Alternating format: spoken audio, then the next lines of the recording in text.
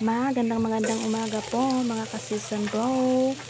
Magluluto po ngayon ang sis nyo ng sari-sari na gulay at ito na nga po ay ginisa ko na ang ating mga sangkap tulad po ng bawang at ang sibuyas at syempre yung ating baboy.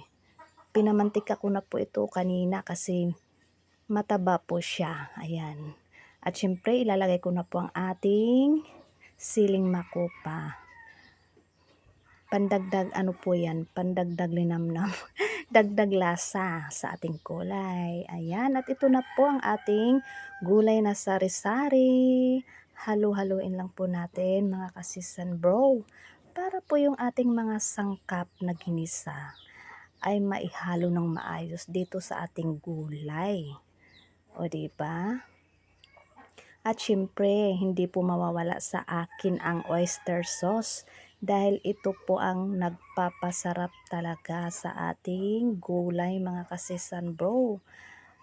At syempre, i-mix lang po natin ng maayos para po yung ating oyster sauce ay maihalo dito sa gulay. Ayan, mukhang ready na po ito. Thank you po for watching mga kasisan bro. Ingat po palagi, lalo na po ngayon sa panahon na tag-init. God bless po.